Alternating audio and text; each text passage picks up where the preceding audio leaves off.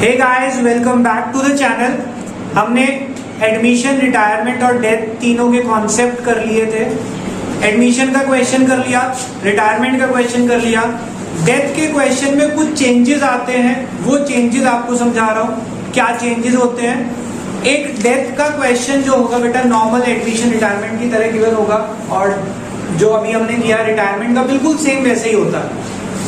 ABC are partner, sharing profits in this ratio. The balance sheet is as follows. Balance sheet given है, balance sheet के नीचे वो लिखा होता है बी रिटायर, यहाँ पे होगा बी डाइज। और मैंने आपको बताया था रिटायरमेंट और डेथ के कॉन्सेप्ट तो बिल्कुल ही सेम थे हमारे।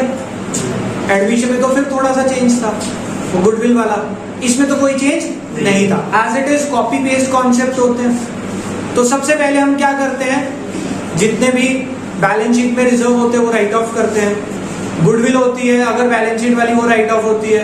तो जितने भी कॉन्सेप्ट हमने किए थे as it is concept copy paste हम करने वाले हैं किसमें, डेथ में।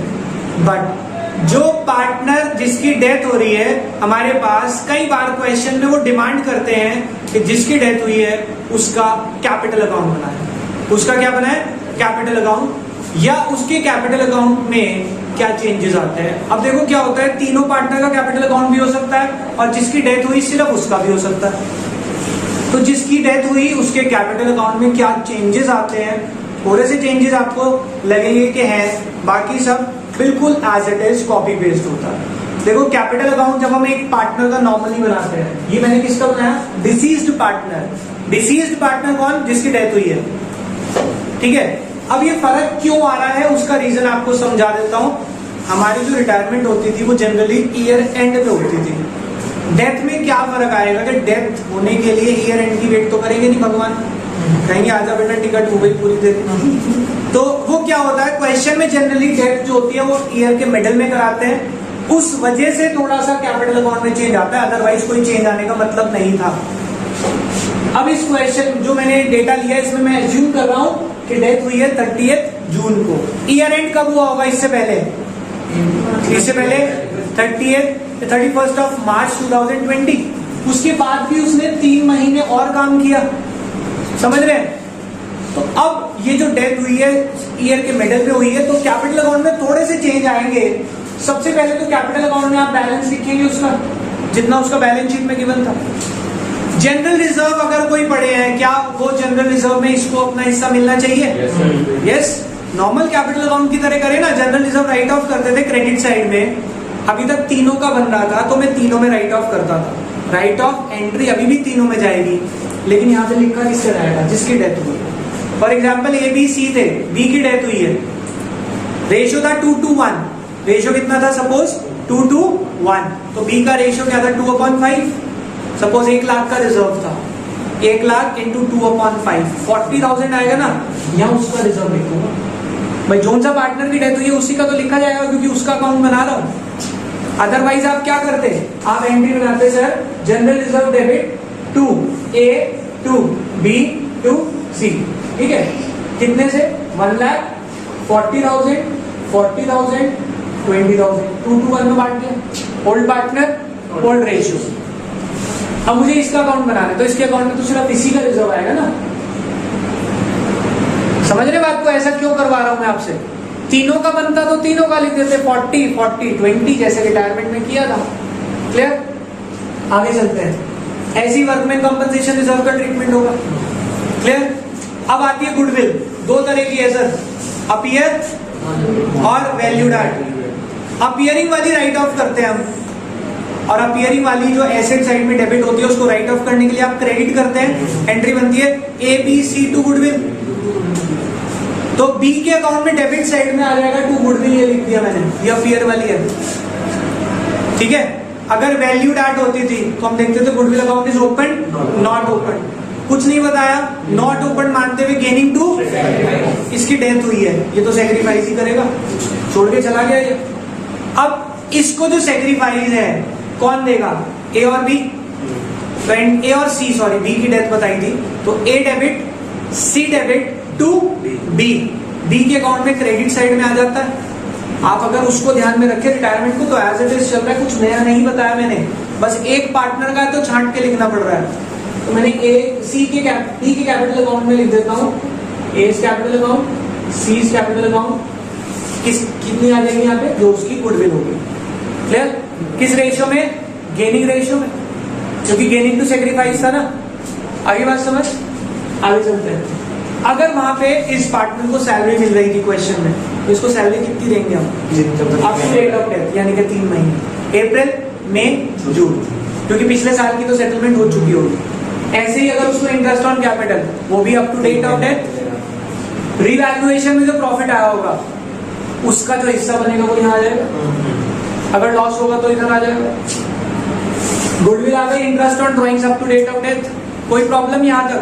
बिल्कुल सेम वही कॉन्सेप्ट, कॉपी पेस्ट, बस बी का बनाना है तो बी का अमाउंट लिखेंगे। आप क्या करने वाले हैं सर? पूरी एंट्री लिखेंगे, सारी एंट्री पूरे अमाउंट से लिखेंगे। जर्नल एंट्री जैसे पहले बनाई थी, बी का जो अमाउंट होगा वो लिखते चले जाएंगे यहाँ पे। रिवैल्यूएशन नॉर्मल, कैपिटल अकाउंट बनाते हुए सिर्फ बी का अमाउंट पोस्ट करेंगे।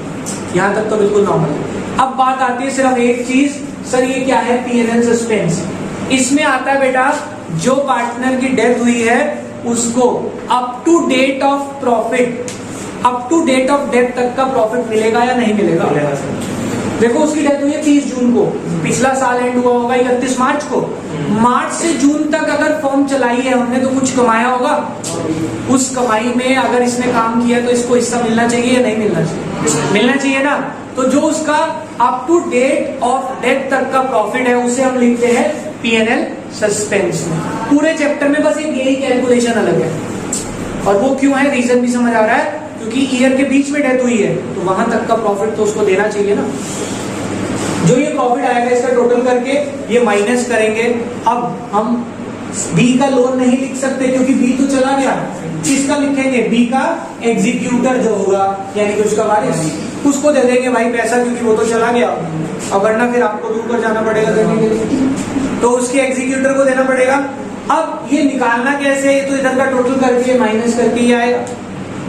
ठीक है, अब इसका ये जो P&L सस्पेंस है इसके ऊपर डिस्कशन करते हैं बेटा। क्वेश्चन नॉर्मल होगा, बैलेंस शीट, नीचे एडजस्टमेंट, सारी एडजस्टमेंट आप पोस्ट कर लेंगे।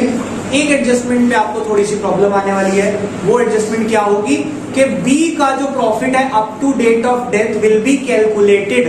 तो profit up to date of death को मैंने नाम क्या दिया? P&L suspense. याद रखना बस इस चीज को। P&L सस्पेंस का मतलब क्या है?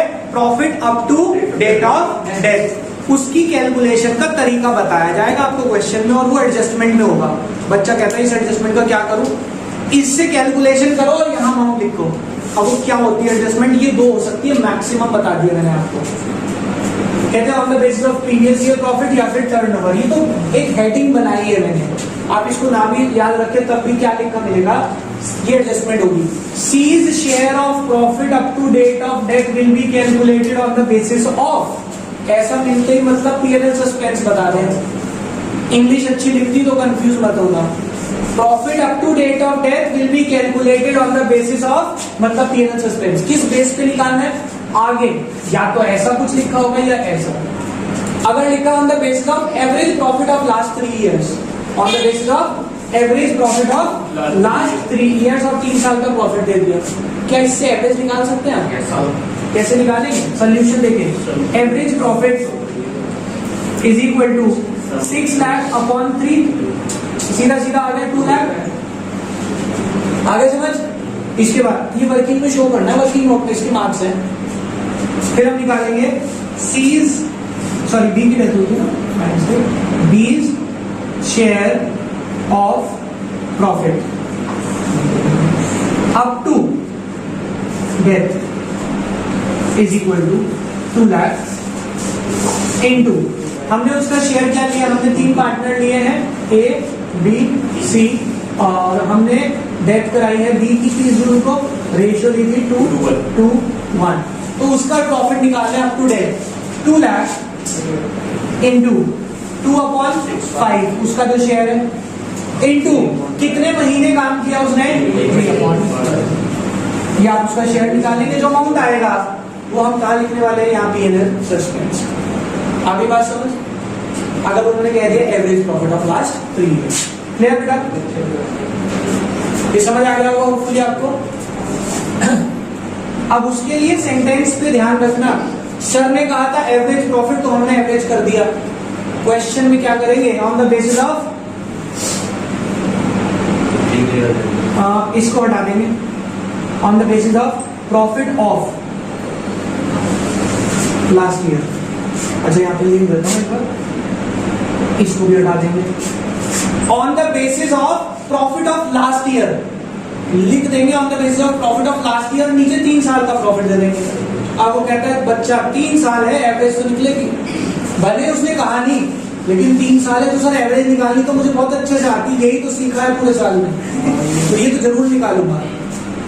भाई देख लेना उसने क्या कहा, लास्ट ईयर कहा ना, तो लास्ट ईयर मतलब जो अभी क्या होगा सबसे लास्ट 3 लाख लेना, वो आ गया प्रॉफिट 3 लाख, फिर उसमें से सी का बी का share 3 lakh into 2/5 into 3/4। Average जरूरी थोड़ी है निकालनी है, और अगर आपका मन कर रहा है कि सर मुझे आती है मैं तो निकालूंगा, निकाल दो, लेकिन जब उसका शेयर निकालोगे तो फिर 3 लाख से निकाल लेना, तुम्हारा शौक पूरा हो जाएगा, बोल है ना। तो हाँ तभी तो बताया, क्योंकि दुनिया में कुछ लोगों की कमी नहीं है हमारे पास, वो भी रिकॉर्डिंग में नहीं बता सकता, समझ तो गए हैं। फिर हम यही कहेंगे ये आप हैं और यही आप हैं और वो भी आप हैं, ठीक है ना, समझ गए हो ना क्या हुआ। तो इधर देखते हैं आगे क्या लिखा है प्लीज। अगर लिखा है C share of profit up to date of date will be calculated on the basis of turnover of last year, और sorry turnover of last year मतलब टर्नओवर का मतलब क्या होता है, सेल्स। टर्नओवर का मतलब है यहाँ पे सेल्स, कहते हैं पिछले साल की सेल के बेस पे निकालना है। तो ध्यान से समझिए कि आपको जरूर दिया होगा उसकी डेथ हुई है कब, 30 जून 2020, उससे पिछला साल 31 मार्च 2020 उसकी सेल आ गई 10 लाख की। सेल फ्रॉम 1 अप्रैल टू 30 जून, यानी कि जिस टाइम में उसने काम किया उसकी भी सेल आ गई। Profit of the last year वो भी दे दिया, पिछले साल में कितना कमाया 2 लाख, कितने की सेल पे 10 लाख की सेल पे। तो आप निकालेंगे परसेंटेज ऑफ प्रॉफिट, कितना कमाया था पिछले साल, 2 लाख अर्न किया था, कितने पे अर्न किया था 10 लाख पे into 100, it comes out to be 20%, right. अब इसका मतलब इस साल भी कितना कमाने वाला हूं, therefore profit from 1 April 21 to 30 June 21 कितना कमाया होगा। टोटल 3 लाख की सेल है, उसके ऊपर कितने परसेंट, 20%, तो ये कितना आ गया 60,000, यानी कि 3 महीने में मैंने कमाया कितना है 60,000। अब मैं निकाल लेता हूं C's share is equal to 60,000 into 2/5, it comes out to be 24,000। अब बच्चा कहते हैं सर इसमें 3/12 क्यों करा, बेटा ये जो प्रॉफिट है कितने समय का है, ऑलरेडी 3 महीने का है, इसको भी 3/12 करो क्या। यहाँ 3/12 क्यों करा था, ये प्रॉफिट पूरे साल का था एवरेज, तो उसमें से 3 महीने का निकाला, उसमें से उसका शेयर, ये पहले ही 3 महीने का है तो उसमें सिर्फ उसका शेयर निकाला था। तो होपिंग कि ये बात आपको समझ आई होगी कि प्रॉफिट एंड लॉस सस्पेंस कैसे निकालना है। आपको क्वेश्चन में कई बार छोटे क्वेश्चन में आ जाता है कि सिर्फ इसका अकाउंट बनाए बन जाएगा, कई बार ये 1 नंबर के क्वेश्चन में पूछ लेते हैं what is the amount payable to deceased partner executor, जिसकी डेथ हुई है उसके पार्टनर के, उस पार्टनर के एग्जीक्यूटर को कितना पैसा देंगे आप। तो आपको क्या क्या देना पड़ेगा उसके एग्जीक्यूटर को, सिंपल सी बात है, जो जो बैलेंस उसको देना था वो सारा एग्जीक्यूटर को जाएगा।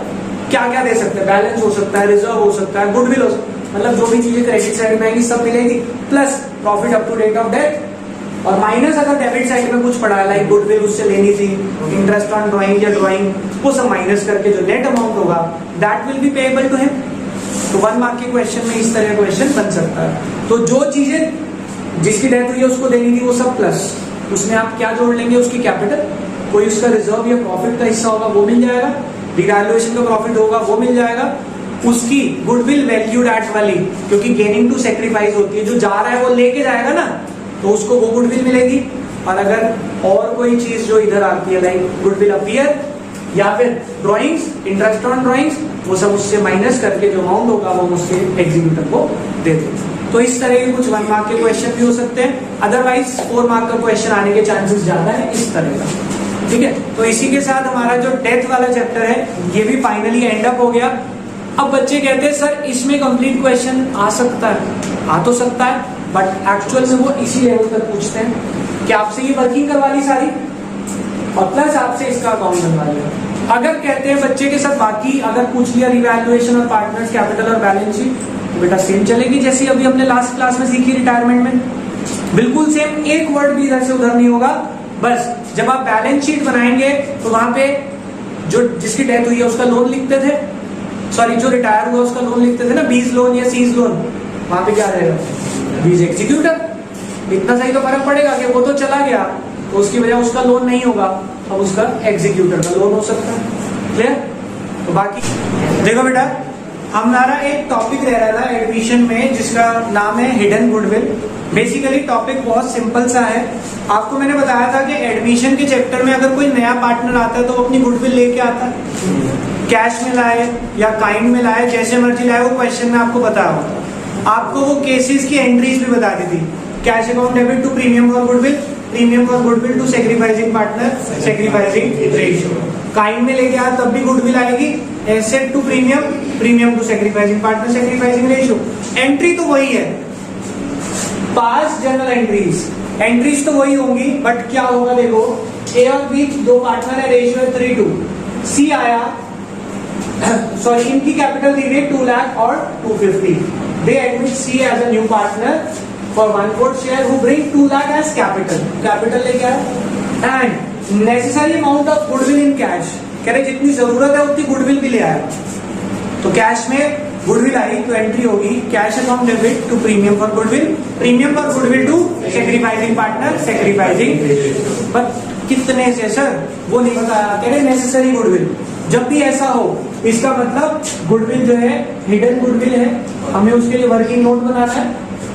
वर्किंग नोट में आप सबसे पहले क्या लिखेंगे, सीज कैपिटल, जो नया पार्टनर आया उसकी कैपिटल लिखना कितनी है, 2 लाख। सीज शेयर, सी का शेयर कितना है, 1/4 शेयर के लिए आया। कैपिटल ऑफ फर्म, इसके बेस पे फर्म की कैपिटल निकालते हैं, 2 lakh into reciprocal office share 8 lakh. अगर टोटल कैपिटल 8 लाख है तो सी 1/4 के लिए आ रहा है, तो 1/4 करके उसकी 2 लाख थी ना, तो हमने उसको रिवर्स करा और फर्म की कैपिटल निकाल दी। इसके बाद हम निकालते हैं कैपिटल ऑफ ऑल पार्टनर्स, सारे पार्टनर्स की कैपिटल निकालो, कितनी है, पहले दोनों की थी 2 लाख 250 और अब इसकी फिर से तीसरे की भी आ गई 2 लाख, कितनी हो गई है, 6,50,000। बाकी जो एक्स्ट्रा है वो क्या है, that is goodwill of the firm. इसको हाँ आप लिखें गुडविल ऑफ द फर्म, क्योंकि आपने फर्म की कैपिटल ली है ना, तो 150 आ गई। इसमें से सी कितनी लेके आएगा, सीज शेयर ऑफ गुडविल कितना होगा, 150 इंटू 1/4, ये आ जाएगा 37,500। अब इसकी एंट्री मांगी है तो cash account debit to premium for goodwill, premium for goodwill to sacrificing partner, sacrificing ratio, और अमाउंट होगा 37,500। क्लियर?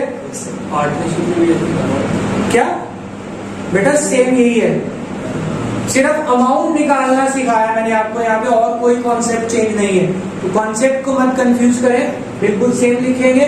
बट इसमें एक छोटा सा पॉइंट और आता है, अगर ये कंप्लीट क्वेश्चन में आ रहा है आपके पास कि लास्ट में लिख दिया सी जो है वो अपनी गुडविल ले तो आया और अमाउंट नहीं बताया, पूरा लॉन्ग क्वेश्चन है, ये एडजस्टमेंट में गिवन होगा ये पॉइंट।